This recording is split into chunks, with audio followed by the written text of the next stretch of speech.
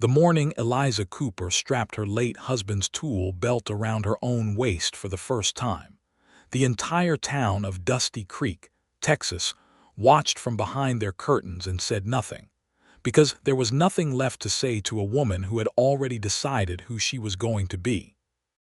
It was the spring of 1882, a time when the Texas Panhandle still smelled of raw earth and possibility, when cattle drives left deep grooves in the red clay roads, and the wind carried dust from 100 miles of open plain right into the lungs of anyone who dared stand still for too long.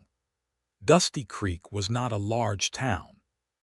It had one general store run by a man named Harold Briggs, who charged too much for flour and smiled too wide when women came in alone.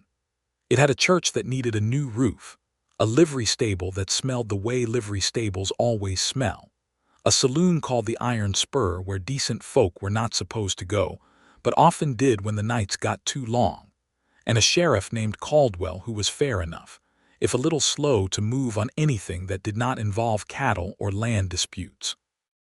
Eliza Cooper was 31 years old, broad-shouldered in the quiet way of women who have worked outdoors their entire lives. With dark chestnut hair she pinned up each morning and brown eyes that had long since stopped looking surprised by anything the world threw at her. She had come to Dusty Creek 7 years ago as the bride of Thomas Cooper, a carpenter and builder who had come west with big plans and a good heart, and the kind of optimism that was either inspiring or dangerous, depending on the year. For 6 years, Thomas had built things: fence posts and front porches, and a beautiful oak counter for Briggs's general store that the old man still stood behind every day, without a single word of acknowledgement to the family that had made it. Thomas had also built their home on the eastern edge of town, a solid 2-room structure with a covered porch, and a vegetable garden along the southern wall, and a workshop out back where the smell of sawdust had lived permanently in the air. Then Thomas had gotten sick in the winter of 1881. It was not a dramatic sickness, not the kind that came with blood or violence or anything the town would have recognized as tragedy. It was a slow fever that worked its way through him over 6 weeks, draining the color from his face and the strength from his hands, and by the time the doctor from Amarillo arrived, there was nothing to be done. Thomas died in February with Eliza holding one of his hands and their daughter Clara, who was 9 years old, holding the other. He was 34. He left behind an unfinished porch extension, 3 outstanding contracts with ranchers outside of town, a set of tools so well maintained they still gleamed like the day he bought them, and a wife who had watched everything they built together tilt sideways on its foundation. The town had opinions about what Eliza should do next. They were delivered with kindness mostly, and that made them harder to set aside without seeming ungrateful. Mrs. Hadley from the church suggested that a woman in Eliza's position might consider returning to her family back east, as if the 7 years she had spent putting down roots in this soil meant nothing. Harold Briggs, in a moment of startling presumption, offered to buy the workshop and the tool set at what he called a fair price, though Eliza knew better than to take that offer seriously. Even Sheriff Caldwell, who was a decent man, stopped by one Tuesday morning and stood on her porch with his hat in his hands and said, in his careful, slow way, that if she needed help figuring out her situation, there were people in town willing to assist. Eliza thanked him. She offered him coffee. She watched him ride away. Then she went into the workshop, stood in front of Thomas's tool belt hanging on its iron hook, and she made a decision that was about more than tools. She put it on. It was too big for her in the way that everything Thomas owned had always been slightly too big, because he had been a large man with wide shoulders and long arms, but she cinched the leather tight with an extra notch she made herself that evening with a borrowed awl, and after that it fit well enough. The belt held a claw hammer on one side, a hand saw in its leather loop, a wood chisel and a marking gauge in the front pockets, and a small level clip to the back. There was also Thomas's favorite pencil, a short flat carpenter's pencil he kept tucked behind the clip for marking measurements, and Eliza left it there. She wore the belt to the first of Thomas's outstanding contracts the following Monday morning, driving their old wagon out to the Remington Ranch, where Thomas had been hired to repair the main barn side wall and replace 2 load-bearing posts. She wore it the Monday after that. She wore it every working day for the weeks and months that followed, because the work did not stop requiring doing simply because the man who had agreed to do it was gone, and because Thomas had trained her well over 6 years of working side by side, and because somewhere in the weight of that belt against her hips was the specific and stubborn message she needed the world to receive. She did not need help. She was not fragile. She was not waiting for a man to step in and sort things out. She was not a problem to be solved by the community's generosity or a burden to be absorbed by some distant relative back east. She was Eliza Cooper, and she knew how to set a fence post and replace a load-bearing beam and read a set of measurements with her eyes closed. And if people wanted to stand on their porches and watch her load timber onto a wagon at 6 in the morning, that was entirely their business. The work was hard. She did not pretend otherwise, not even to herself in the quiet of the evenings after Clara was asleep and the house settled into its particular silence. There were days when her shoulders ached so deeply that she lay flat on the floor of the workshop after supper, just to let the boards hold her up. There were jobs that required 2 sets of hands, and she managed them with rope and wedges, and the kind of creative stubbornness that Thomas had always called her finest quality. There were men at the ranches who looked at her with skepticism the first time and respect the second, and there were men who never progressed beyond the skepticism, and she charged all of them the same and did not let the difference show on her face. Clara helped when she was not in school. She was a serious, capable child who had her father's precision and her mother's will, and she had learned early not to offer Eliza sympathy, because Eliza did not receive it well. What Clara offered instead was presence, sitting on a fence rail while her mother worked, handing up boards when asked, holding the other end of a tape measure with the steady focus of someone twice her age. Eliza was proud of her in the wordless way that runs too deep for regular expression.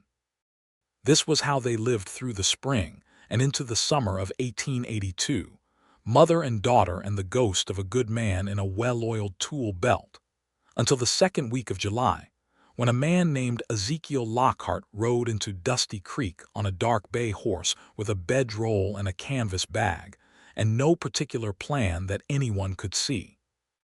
Ezekiel Lockhart was 34 years old, which was the same age Thomas Cooper had been when he died, and Eliza found that fact unsettling in the first moment she heard it, though she could not have explained why.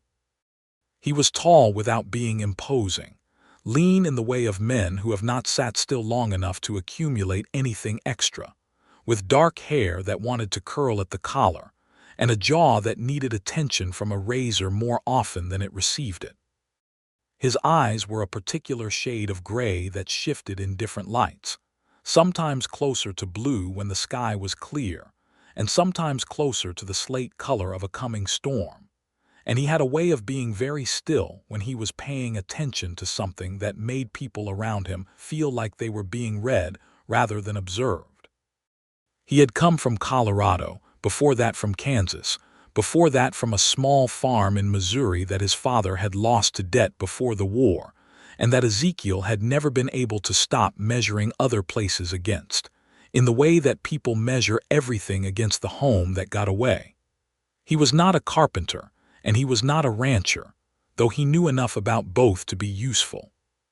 He was something harder to categorize, a man who had spent 15 years learning to do what needed doing in whatever place he happened to land, which in the West of 1882 meant he could build a wall, shoe a horse, run a fence line, track cattle, red weather, and cook a meal that would not kill you, all with the same quiet competence that came from having no one else to rely on for most of his adult life.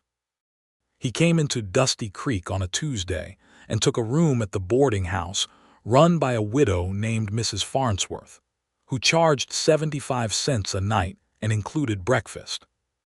He asked Sheriff Caldwell if there was work in the area, and Caldwell told him about several ranches that were hiring for summer cattle work, but also mentioned, in passing, and with a careful neutrality, that there was a woman on the East Road who had taken over her husband's carpentry business and occasionally needed labor she was too proud to ask for.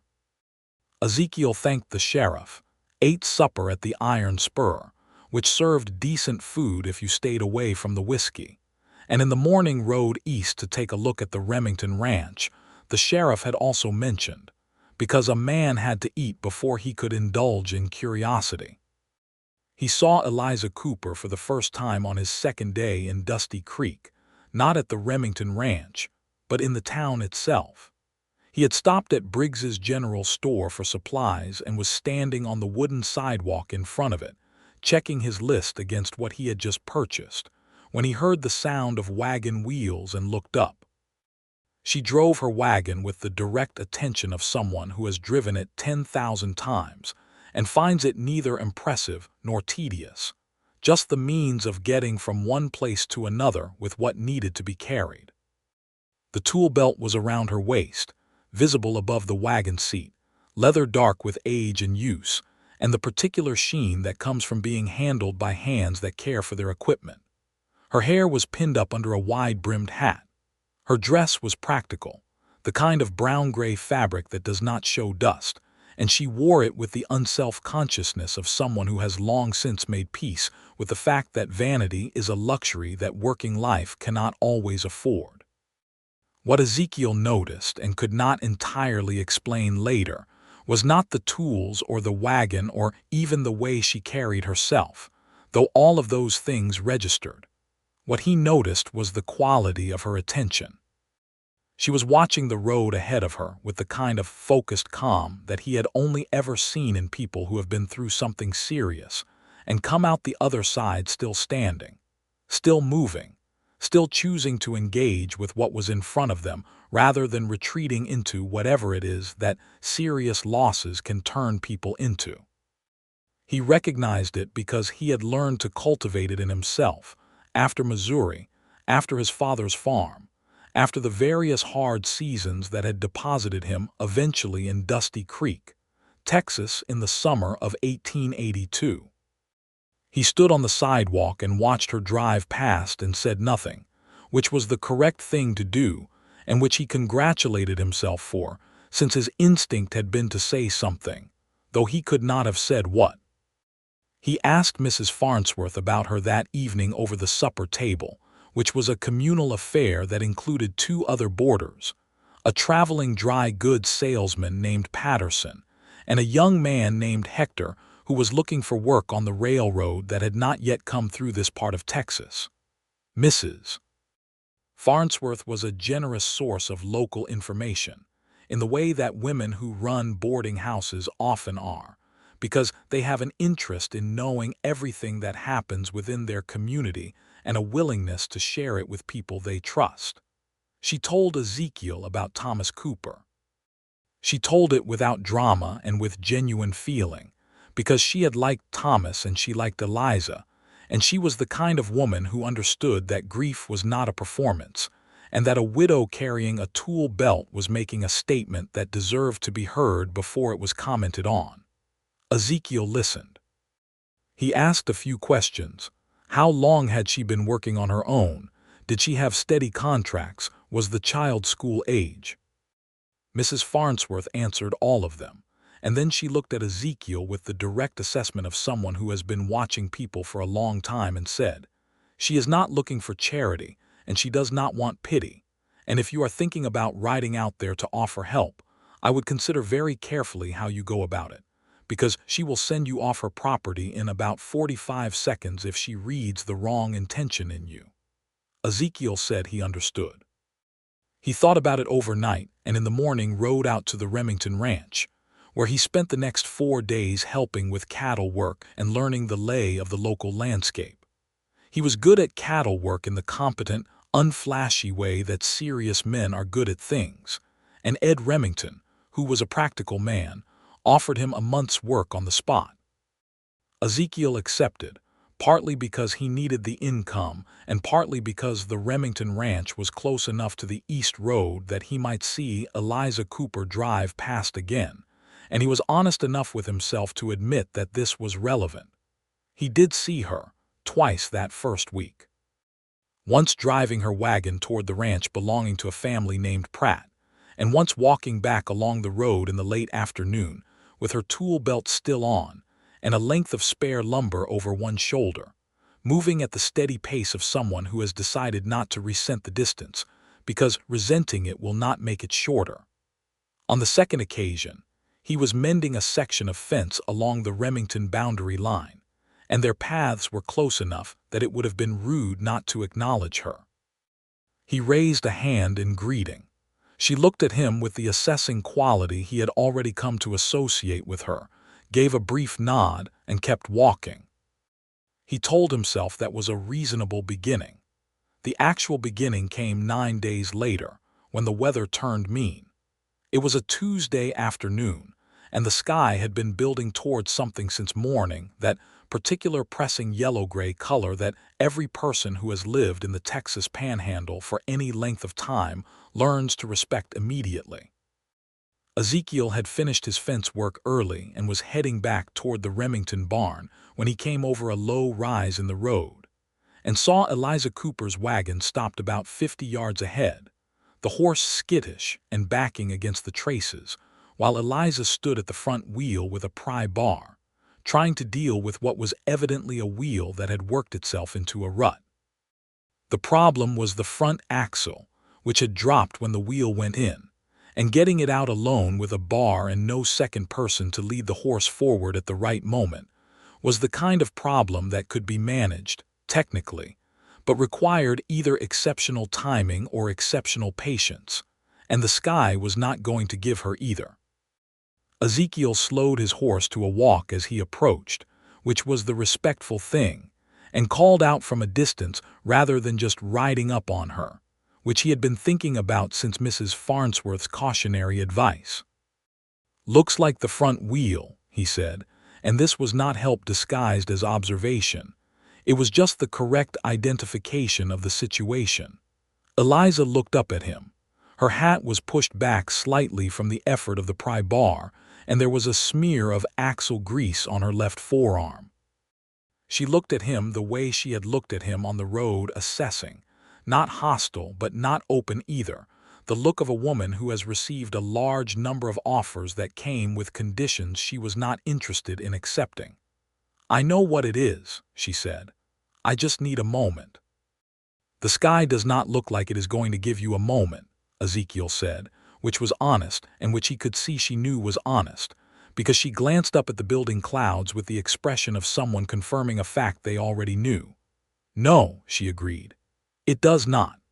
There was a silence that lasted about 5 seconds, during which the horse shuffled nervously and the wind came up with the sharp, carrying quality that meant the storm was closer than it looked.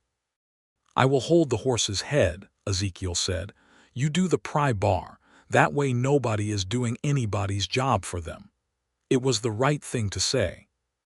He knew it was the right thing to say in the moment it came out of his mouth, and he could tell from the slight shift in her expression, not a smile, but a relaxation in the set of her jaw, that she knew it too. "That would be acceptable," Eliza said. He dismounted, tied his horse to the back of her wagon, and went to the horse's head. He talked to the animal in the low, steady way he had with horses, not loud enough to be dramatic about it, just keeping the horse focused on him while Eliza put her weight on the pry bar and said, "Now," and he walked the horse forward 2 steady steps, and the wheel came free of the rut with a sucking sound, and Eliza caught the wagon side with one hand to keep it from lurching. The whole thing took 45 seconds. "Thank you," Eliza said.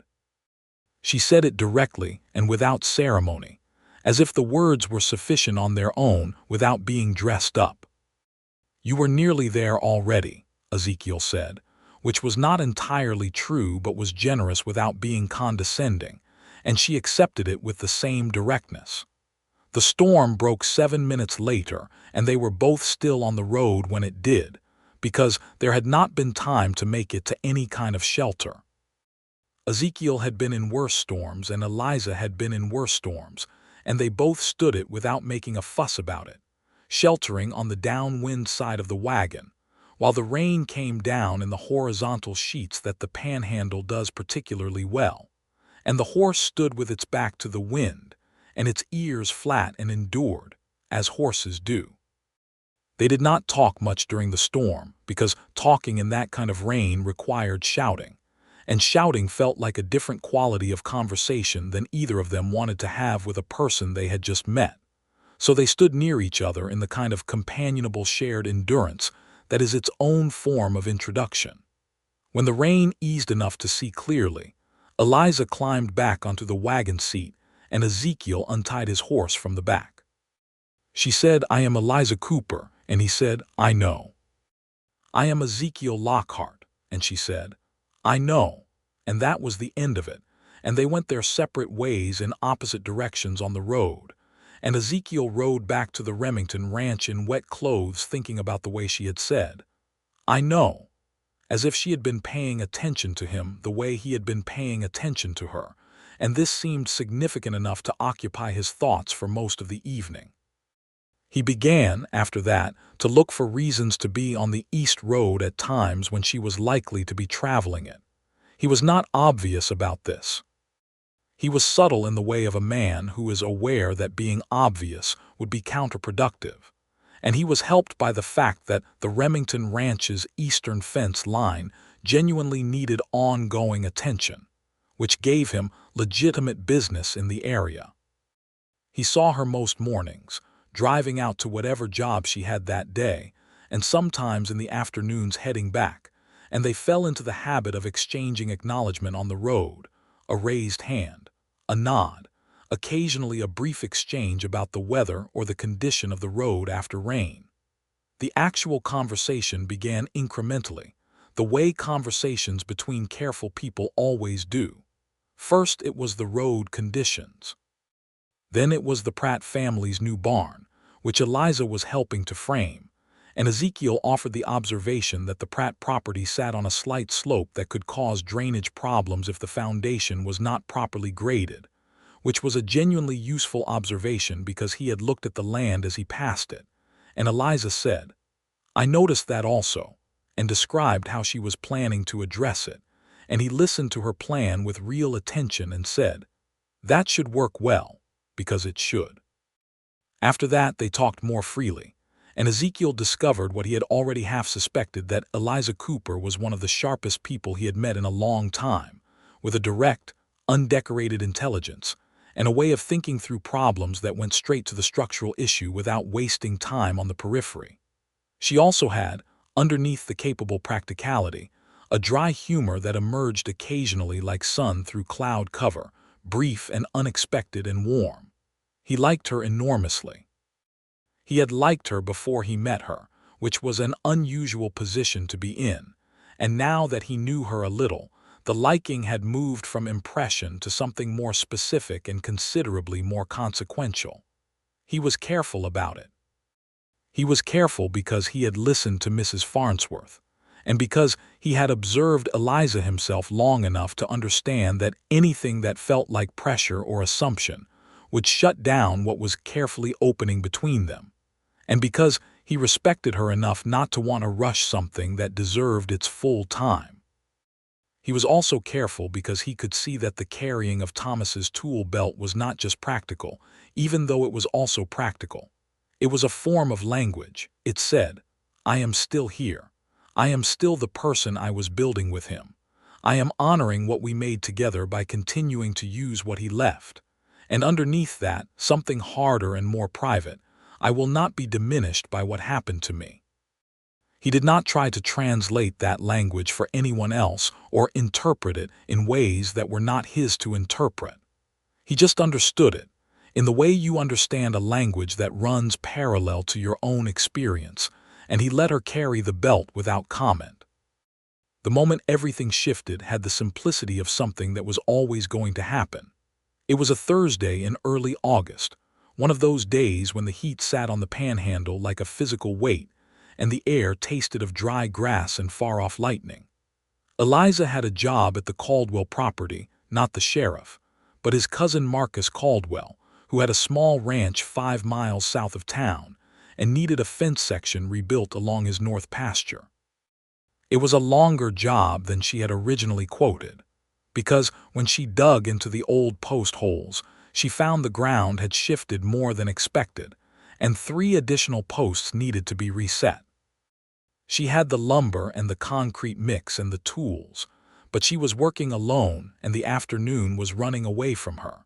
And when she looked at the sky and calculated the light she had left, she knew she was not going to finish the corner post before dark, and leaving a corner post half set was not the kind of work she did. She was sorting through her tool belt, looking for her post level, when she heard hooves and looked up to see Ezekiel Lockhart on the dark bay horse, coming along the south road from the direction of the Remington property. He slowed when he saw her, as he always did, and she knew he was reading the situation with the same quick competence she had come to expect from him, because he always read situations that way. He did not say anything immediately. He let his horse settle and looked at the fence line she was building, and at the half-reset corner post, and at the angle of the afternoon sun.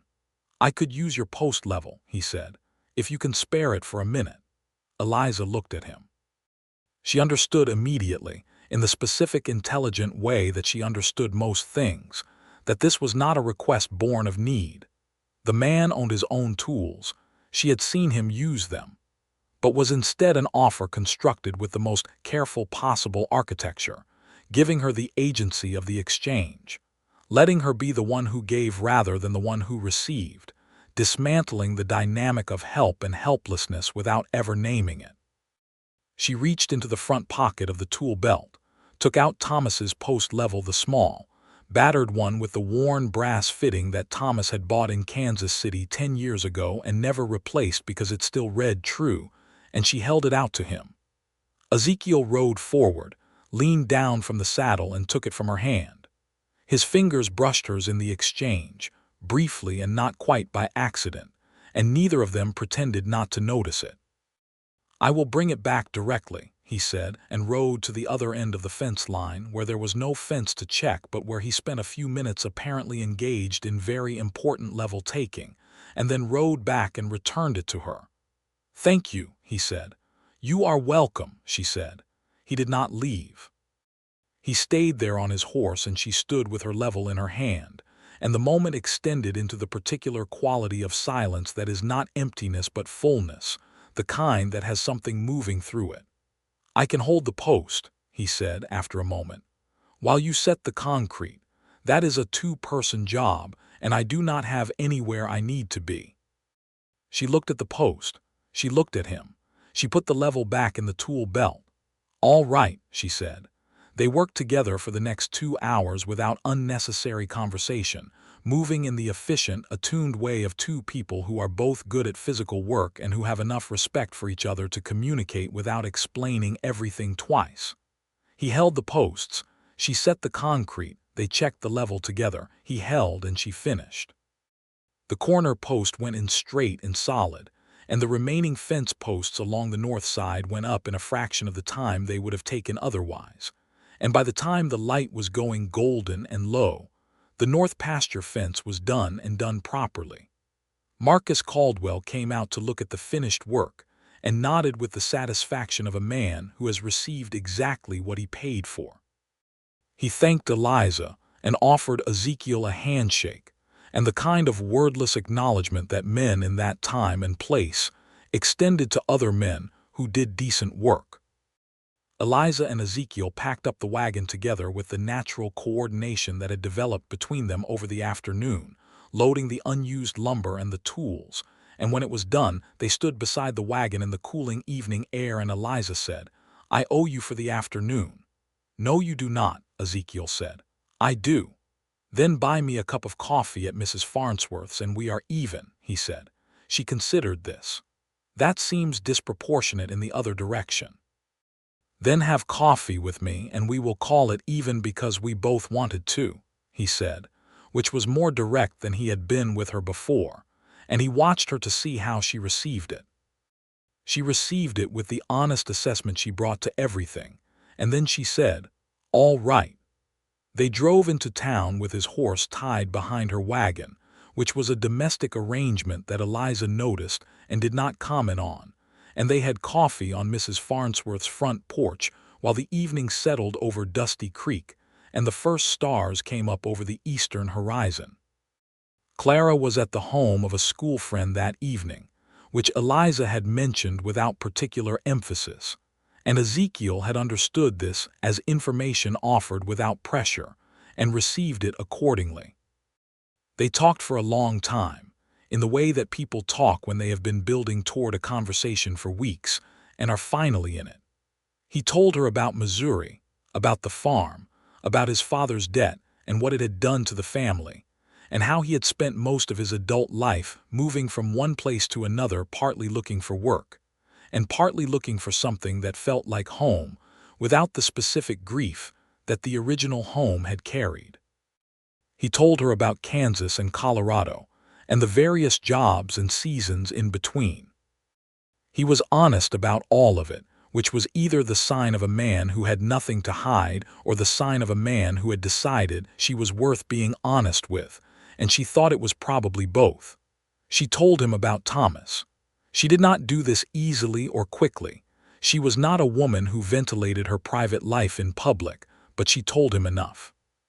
She told him that Thomas had been a good man and a good husband and a good father, and that she had loved him in the settled, daily way that was not spectacular, but was the real thing, the thing that held up under 7 years and hard winters, and all the small disappointments that ordinary life accumulates. She told him that when Thomas died, she had felt not just loss but a specific kind of anger that it had taken her a long time to name, not at Thomas for dying, but at the idea that his absence was supposed to define what she was capable of, as if the measure of her had always been relative to his presence.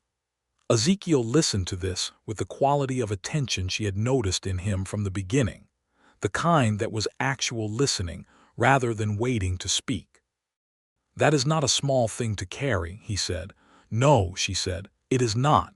For what it is worth," he said, "I do not think you have been carrying it the wrong way." She looked at him sideways. "Most people seem to think otherwise. Most people think grief has a proper shape," he said.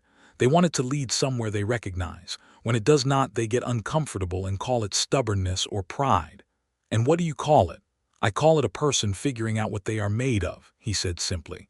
She was quiet for a moment, looking at the stars, and then she said, "You are a more observant man than you let on." "I have been told I am quiet," he said. "That is not the same thing as less," she said. He smiled, and it was a good smile, not polished or performative, just real, the kind that rearranges a face into something warmer than its ordinary expression, and she found that she liked looking at it considerably more than she had expected to. He walked her to her wagon when it was time to go, and he did not try to kiss her or reach for her hand or do anything that would have been too much, too fast. He helped her up onto the seat with a hand offered and taken naturally, and he said, "Thank you for the coffee," and she said, "Thank you for the fence," and they both understood that neither of them was talking only about coffee or fence posts. She drove home in the warm dark and thought about gray eyes that shifted between blue and storm, and the particular quality of being heard by someone who understood what you were actually saying. After that Thursday, things moved with the unhurried pace that genuine things move at, which is not the same as slow, but is different from rushed.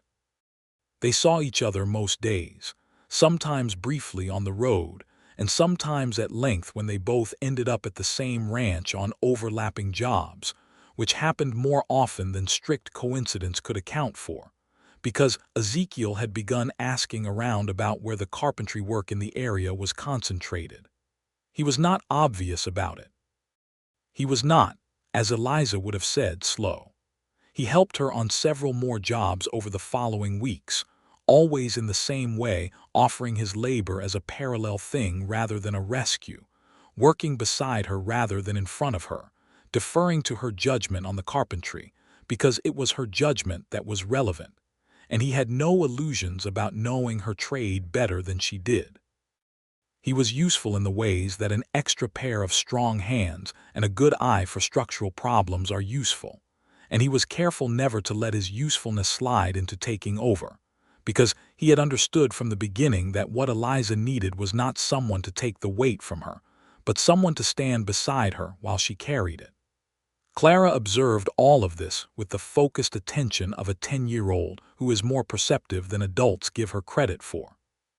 She liked Ezekiel in the careful, testing way that children like people who have entered their parents' life after loss, not unconditionally, but not without goodwill, reserving judgment in the way that her mother did. She asked him difficult questions, which was her method of evaluation. She asked him once whether he had ever built anything. He told her about the barn he had helped his father build in Missouri when he was 12, and about the various structures he had worked on since, and he described them plainly and accurately and without embellishment. And Clara listened and then said, "My mother builds better than most men," and Ezekiel said, "I know. I have watched her." And Clara had looked at him for a long moment and then gone back to her book, which Eliza, who had overheard the exchange from the kitchen, understood as a passing grade. The first time he held Eliza's hand was not preceded by dramatic preparation. They were sitting on her porch on a Sunday evening in late August, a habit they had developed over the past several weeks, and the conversation had moved through several territories and arrived at a comfortable quiet, and he reached over and put his hand over hers where it rested on the porch rail, and she turned her hand and held his, and they sat like that while the evening went dark, and it seemed to them both like something that had always been possible and was now simply true. "I want to tell you something," he said after a while. "Go ahead," she said. "I came through a lot of towns on the way here," he said. "Kansas City and Dodge and Amarillo and places smaller than those. I never stayed anywhere longer than work required. I was not unhappy about that. I had not been thinking about staying anywhere. And," she said, "and I want to stay here," he said. "I do not know exactly what that means yet, and I am not trying to rush what it might mean between us. I just want you to know that I am not going anywhere unless you ask me to go." She looked at their joined hands resting on the porch rail, dark with calluses, working hands, both of them. "I am not asking you to go," she said. He brought her hand up and pressed it against the side of his jaw, briefly, and she felt the roughness of his beard under her palm and the warmth of his face and the specific tenderness of the gesture. And then he set their hands back on the rail and they sat there until the stars were fully out and the coyotes started up their conversation somewhere north of town. September arrived with a welcome cooling of the air and a shift in the panhandle light toward the amber quality that made everything look like it was sitting inside a painting. Ezekiel had secured enough local work to establish himself as a reliable hand, and Ed Remington had offered him a permanent position on the ranch, which he had accepted with the qualifying note that he would also be taking carpentry work in town when it arose. And Remington, who was a fair man, had accepted this without objection. There were people in Dusty Creek who had opinions about Eliza and Ezekiel. This was inevitable, and Eliza had expected it and had made her peace with it before it arrived, which was her general method with the predictable obstacles. Mrs. Hadley from the church expressed concern, obliquely, about the pace at which things were developing, which was a comment that Eliza received with a polite and impenetrable calm and did not respond to. Harold Briggs made a comment to Patterson, the traveling salesman, that was reported back to Eliza through Mrs. Farnsworth's information network. And it was the kind of comment that men like Harold Briggs make about women who do not need them, thinly coated in concern but rotten at the center. And Eliza had been receiving those comments since February, and they had long since stopped finding purchase. Sheriff Caldwell, who was a decent man when it mattered, stopped Ezekiel one afternoon on the road and asked him plainly what his intentions were regarding Eliza Cooper, and Ezekiel respected the question enough to give it a plain answer. He said that his intentions were honest and serious, and that he understood the weight of what Eliza had been through, and that he was not in the business of treating people carelessly. Caldwell looked at him for a long moment, nodded, and said, "See that you keep to that," and rode on. And Ezekiel thought this was exactly the right response from a man whose job was to look after the town's welfare. The thing that brought everything into focus was the roof. It was the church roof, which had been needing replacement since before Thomas died, and which the congregation had been collecting funds for slowly, in the incremental way of communities that have limited resources and multiple needs competing for them. By early October, they had enough money to purchase the materials, but the question of labor was unresolved, because the one man in Dusty Creek who reliably knew how to do that kind of work was Eliza Cooper, and the church board, which was composed largely of people who had been suggesting Eliza go back east, was having difficulty with the optics of asking her. It was Mrs. Farnsworth who solved this, in the practical way that Mrs. Farnsworth solved most things, by simply calling the situation what it was at the board meeting, and saying that Eliza Cooper was the best carpenter in Dusty Creek, and that hiring her for the church roof was either a thing the congregation was willing to do or it was not, but that their discomfort was their problem to manage and not Eliza's. Eliza was hired. She submitted a fair quote, the board accepted it, and she showed up the following Monday morning with her tool belt and her wagon and the lumber order she had placed with the mill in Amarillo. The job was 3 weeks of work at minimum, and scaffolding and weather unpredictability, and Ezekiel appeared on Monday morning at 6:30 with his own tool belt and his horse, and a look of such uncomplicated availability that Eliza stood at the base of the scaffold and laughed, which was a sound that startled both of them slightly because it was so unguarded. "You have carpentry experience," she said. "Adequate," he said. "Adequate covers scaffolding and shingle work." "Adequate covers whatever you need it to cover," he said, and she shook her head and handed him the lumber list and said, "Then get that up to the scaffolding platform," and they started. The 3 weeks on the church roof were, looking back, the time that sealed something. Working side by side every day in the elevated, open air of the scaffold, where the wind came freely, and the view stretched out over Dusty Creek, and the surrounding plain all the way to the thin line where the earth met the sky, created the kind of intimacy that close physical work always does, the shared rhythm of effort, the constant small communication of a job being done together, the accumulation of days that become a kind of knowing. He learned how she thought about structural problems. She learned that he had better intuition for material loads than he let on, and that he had a habit of humming old Missouri hymns very quietly when he was doing repetitive work, which she found unexpectedly endearing.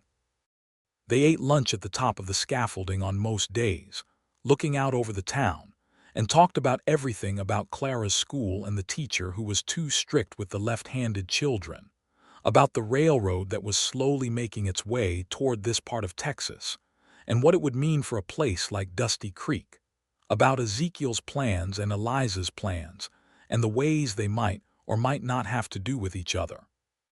Clara started appearing after school on the days she did not have chores, and she would sit on the church steps and do her homework and occasionally call up to them with questions or observations, and Ezekiel would answer her from the scaffolding with the same serious engagement he gave her questions when they were on the porch.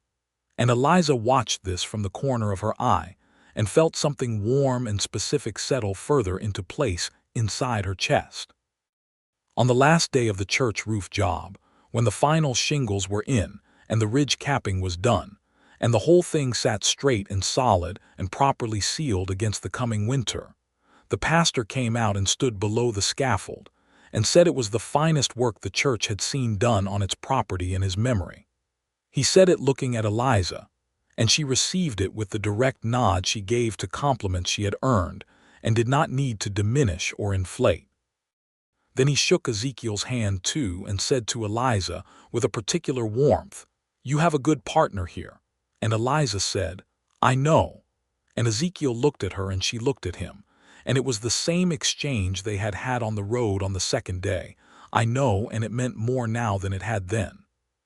That evening, which was the first Friday of October, and had the particular still golden quality of early Texas autumn, Ezekiel Lockhart asked Eliza Cooper to take a walk with him, and she took her apron off and told Clara to stay close to the house and went with him out to the eastern edge of town, past the last buildings, to the place where the flat land opened up and the sky went on forever in every direction, and the grasses were the color of dried straw, and the light was going red and gold in the west. They had been walking in companionable quiet for a few minutes when he stopped and turned to face her, and she recognized in the quality of his stillness that this was one of those moments that requires the full attention both people can bring to it. "Eliza," he said. "Ezekiel," she said, with a slight teasing emphasis that acknowledged the formality. He smiled briefly and then let the smile settle into something more serious and more genuine. "I have been thinking about how to say this properly, and I keep coming back to the fact that you are someone who prefers plain speech, so I am going to give you plain speech." "I would appreciate that," she said. "I love you," he said. "I have been moving toward that since I saw you drive past on the road in July, and I have known it for certain since at least the fence post in August, and I do not see any purpose in continuing not to say it." The plain speech of it landed in her chest exactly the way plain speech does, without decoration to deflect it. She stood in the red-gold evening light with Thomas's tool belt around her waist, and this man in front of her who had earned the right to say what he was saying, and she felt the two things that she had not been sure she could feel simultaneously. The quiet, permanent love she still carried for Thomas, which did not leave when a new thing arrived but settled differently, and the bright, present, very much alive love she felt for Ezekiel Lockhart, which was its own separate and real thing and did not require her to diminish either. "I know it is complicated," he said, quietly, reading her silence without filling it with anxiety. "I know what you carry. I am not asking you to set it down. I am just asking if there is space beside what you carry for me." She looked at him for a long moment. Then she reached over and took his hand, the way she had taken it on the porch in August, but differently now, with intention rather than settling into it, choosing it rather than allowing it to arrive. "There is space," she said. He brought her hand up to his mouth and pressed his lips to her knuckles, a gesture that was quiet and meant everything, and she stood in the October evening and let herself be held by what was true. They were married in the spring of 1883, on a Saturday in April when the wildflowers were coming up along the creek bed, and the weather was the kind that the panhandle only offers occasionally, as if it wants to prove it can be gentle. The wedding was at the church with the new roof, which Eliza thought was appropriate, and Mrs. Farnsworth organized the reception with the particular competence of a woman who has been waiting for something worth organizing and is finally given it. Clara stood up with her mother during the ceremony, which had been her own idea and which Eliza had said yes to immediately. She wore a blue dress that Mrs. Farnsworth had helped make, and she held a bunch of wildflowers and stood straight and serious through the vows, and then, when the pastor said they were married and Ezekiel kissed Eliza, Clara let out a breath that was audible in the front row and reached up and took her mother's free hand, and Eliza held both their hands and thought that this was what it felt like when something broken is not replaced, but rebuilt into something different and still strong. The reception was on the church lawn in the mild April afternoon, and it had the raucous, generous quality of a small-town celebration that has decided to fully commit to the occasion.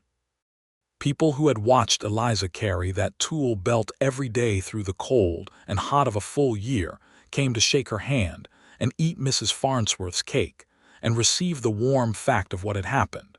And most of them were glad, genuinely glad, because even people who had said the wrong things at the beginning were capable of recognizing something right when they were standing inside it.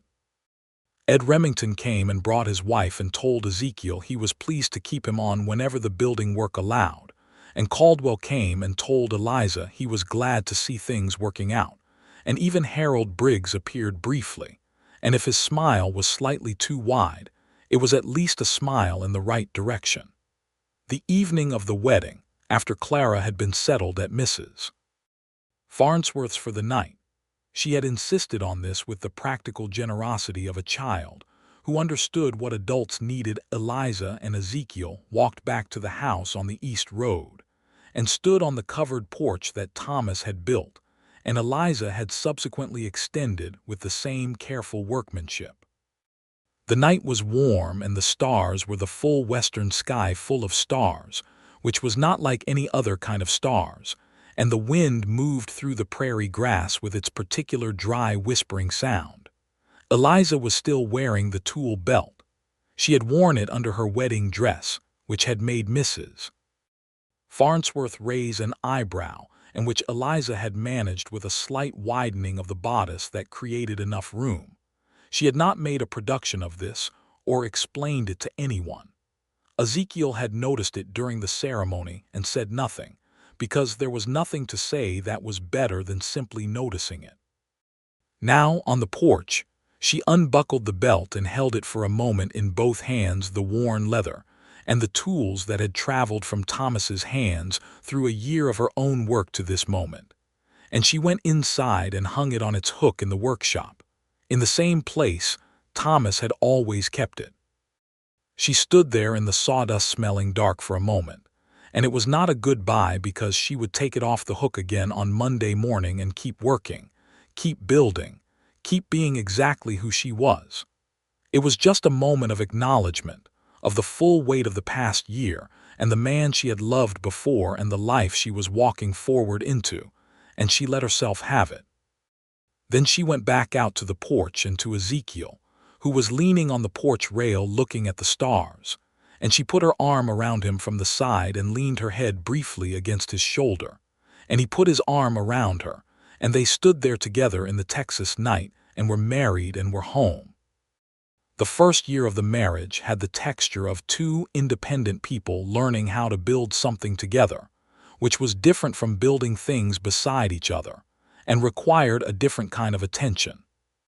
They were both strong-willed and self-sufficient, which was an asset and an occasional complication, because strong-willed people have strong opinions about how things should be done, and carpentry and cattle work and the running of a household all have multiple possible right answers, and the challenge is figuring out whose answer to use on which occasion, and when to admit that the other person's answer is better.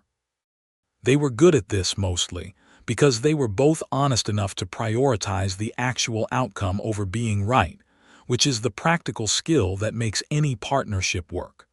There were arguments. They were direct and did not last long, because both of them had the habit of dealing with things plainly, and neither of them was inclined to nurse a grievance longer than its useful life.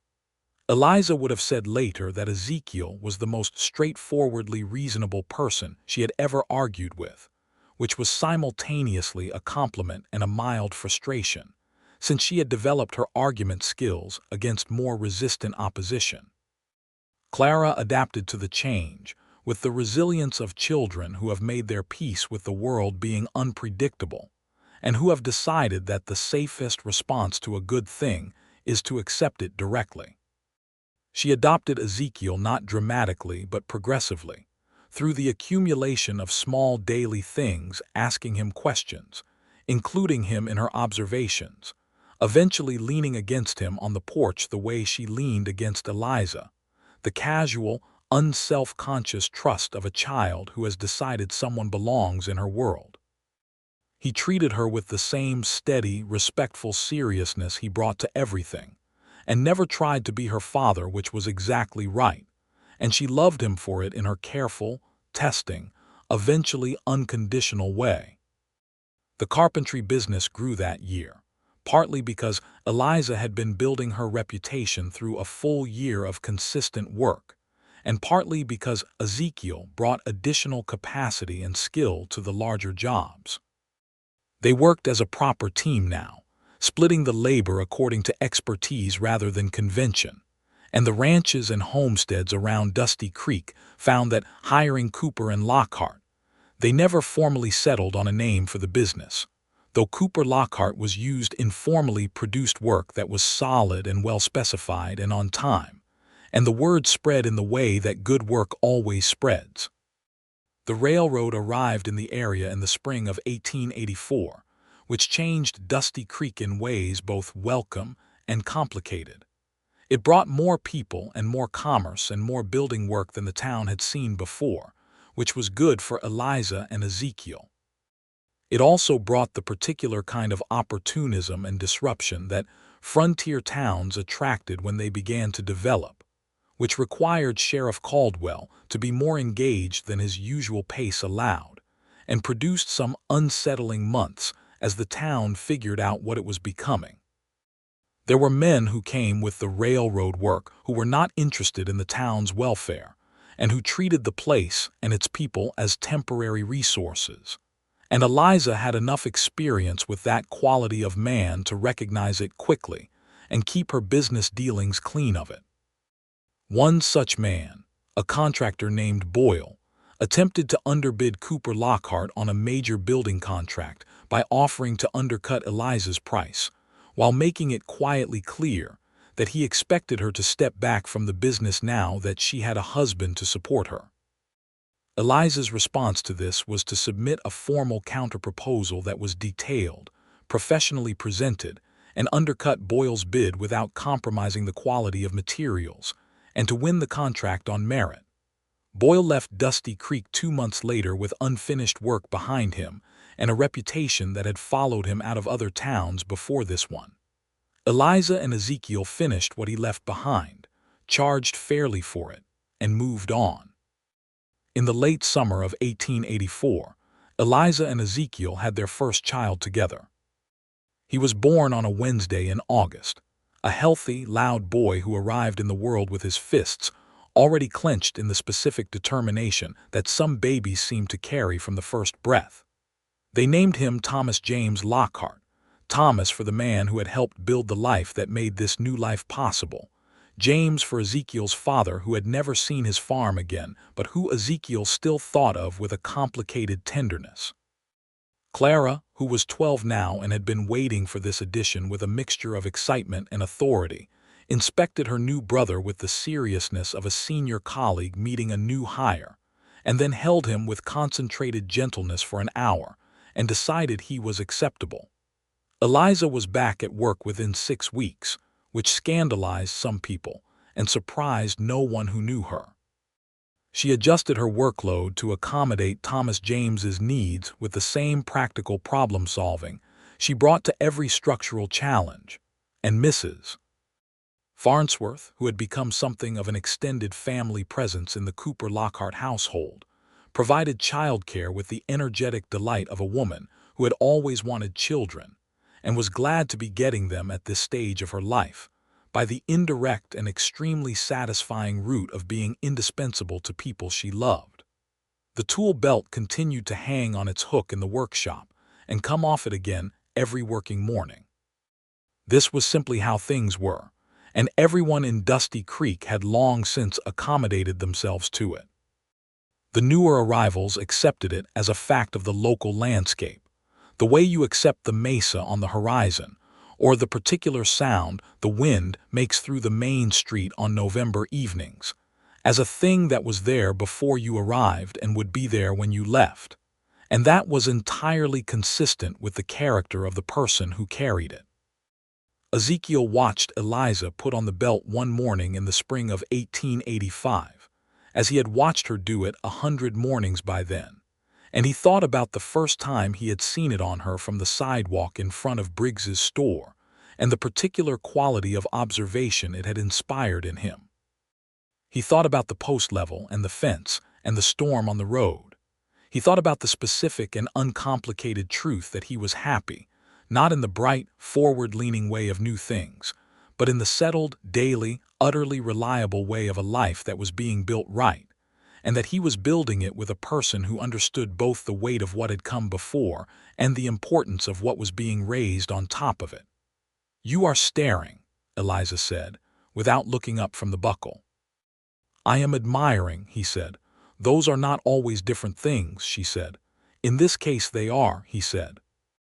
She looked up at him then with the particular expression she had, not quite a smile at first, the corners not quite committing, and then giving in, which was a smile he had never seen on anyone else's face, and which still, 2 years into the marriage, produced a warmth in his chest that he had no particular interest in analyzing. "We have a roof repair at the Pratt farm at 9, she said. "I know," he said. "I loaded the timber last night." "I know," she said. "I saw you do it." He laughed, and she let the smile finish fully, and they went out together into the spring morning to do the work. Dusty Creek continued to change around them, as the Texas Panhandle changed with the coming of the railroad and the slow, complicated process of a frontier becoming a settled place. More families arrived. A second school was planned. The church got its roof replaced again 10 years later, this time by a young carpenter named Alvarez, whose family had come up from below the Rio Grande, and who came to Eliza looking for work advice in his first year. She gave it to him directly and fairly, recommended him to several ranchers, and when people raised objections, because this was Texas in 1892, and there were always objections about who deserved opportunity, she was plain about what she thought of those objections, which was not much. There were injustices in those years that she saw clearly, the way practical, observant people see things clearly when they are not invested in looking away.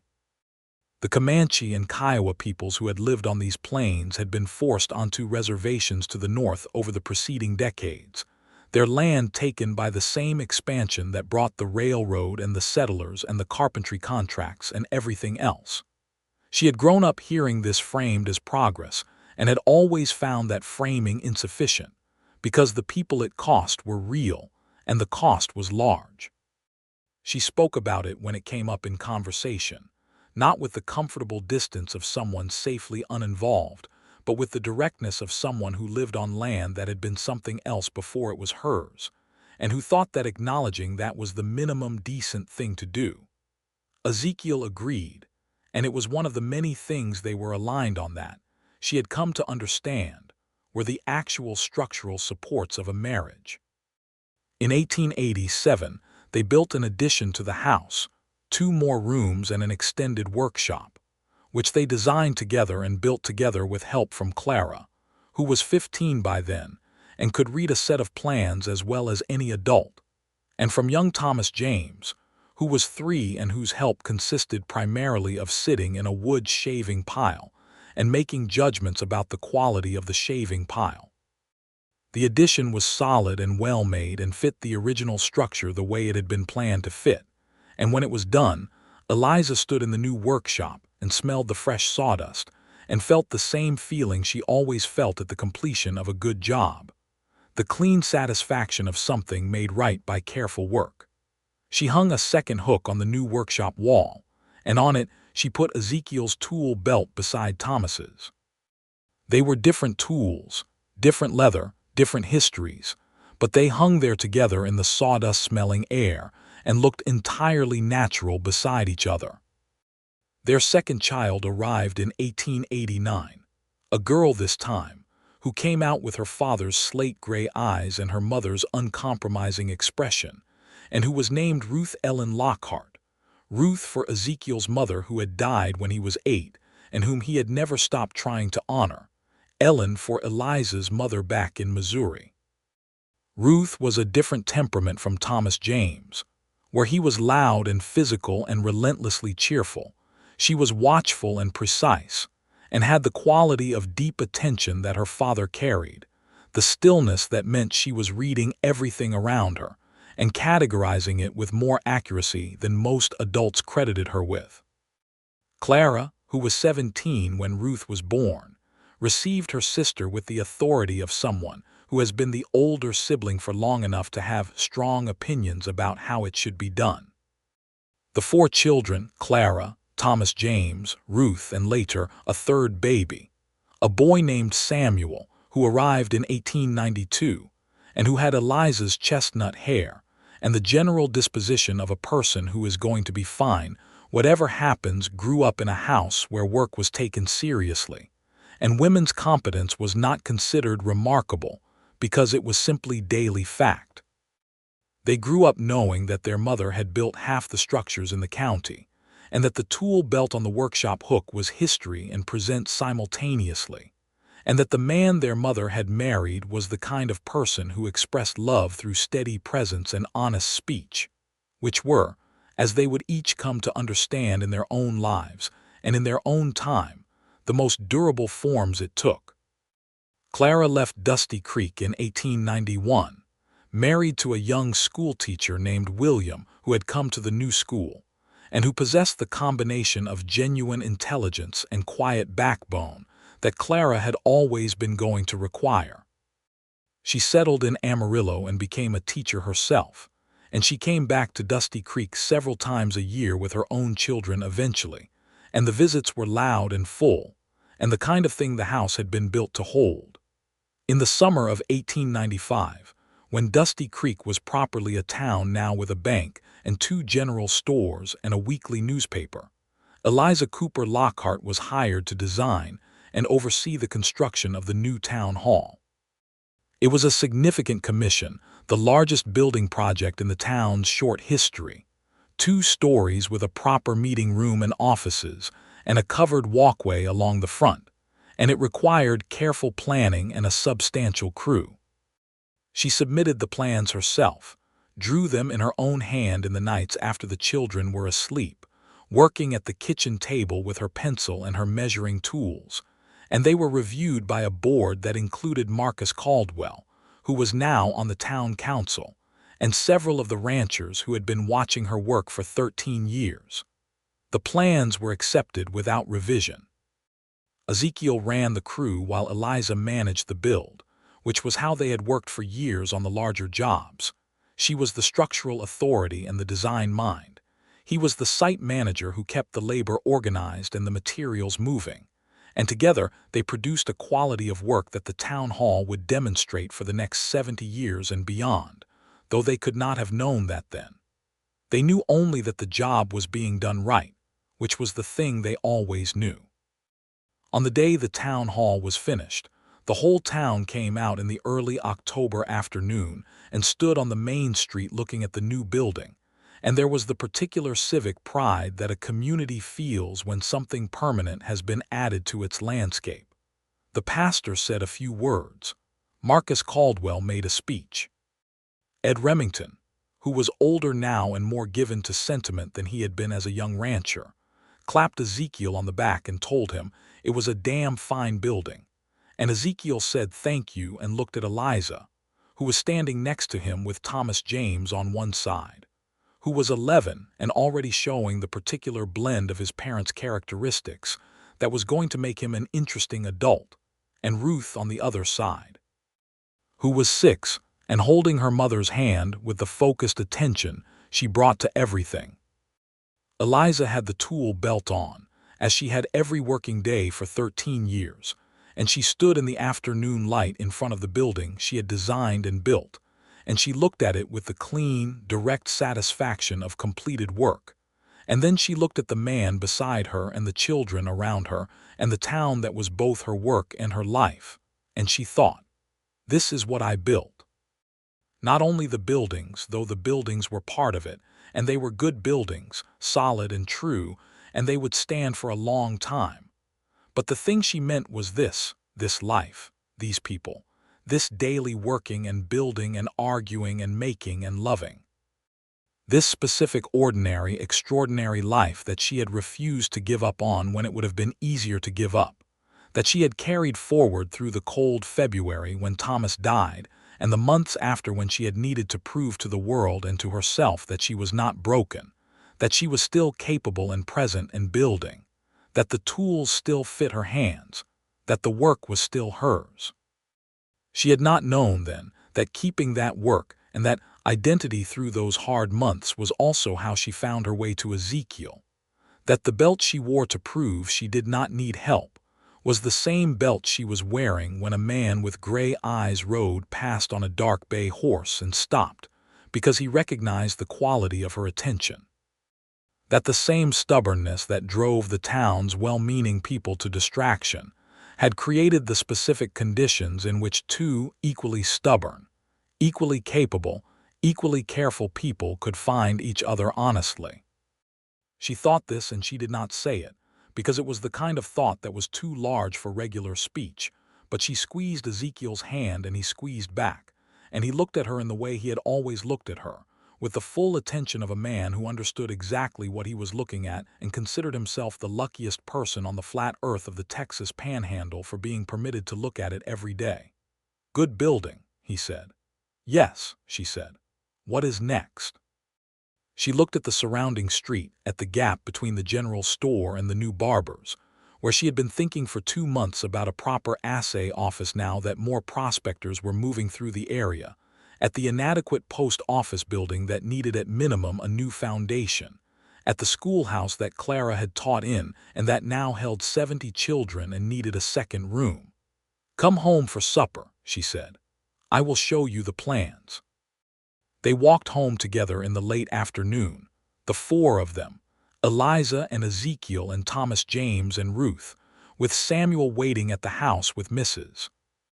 Farnsworth, who had retired from the boarding house 2 years ago and who now occupied the spare room in the addition, and considered the Cooper Lockhart household to be her proper family, because it was, and the light went golden over Dusty Creek and the prairie beyond it, and the wind came off the open land with its particular carrying smell of dust and grass and distances. And Eliza Cooper Lockhart walked in it with the tool belt around her waist and her husband's hand in hers, and her daughter asking her father about the stars that were beginning to come up in the east, and her son running ahead on the road, and everything that mattered was here, was real, was solid as good timber and as carefully built as anything she had ever made.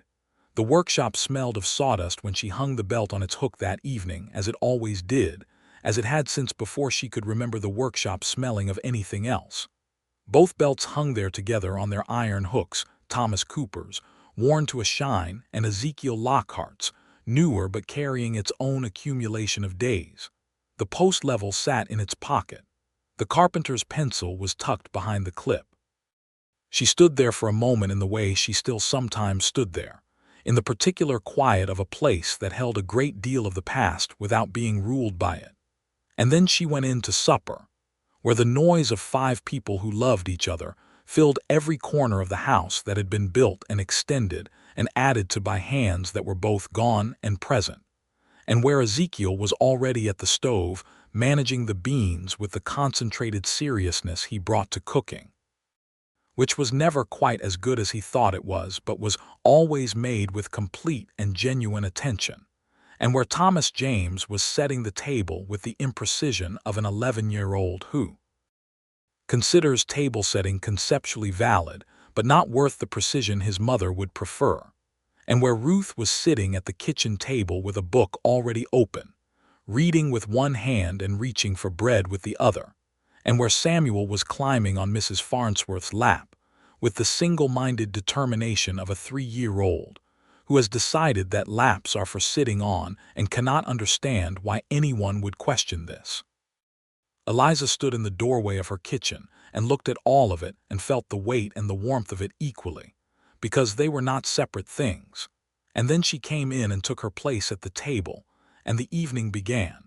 Just one evening among the many hundreds of evenings that made up the great, ordinary, extraordinary architecture of the life she had built, starting from the cold February morning, when she had decided she was not going to be a story that other people got to tell, and which had turned into the best kind of story anyway, the kind where the building never fully stops, where there is always another room to add, another wall to raise, another morning to come off the hook with a tool belt and go out into the wide Texas day and make something that was not there before. The stars came out full over Dusty Creek that night, as they did every clear night, indifferent to everything below them and magnificent because of it, and the wind moved through the grass and the lantern burned in the kitchen window, and the Cooper Lockhart house sat solid on its foundation on the eastern edge of town, built right, built true, built to last.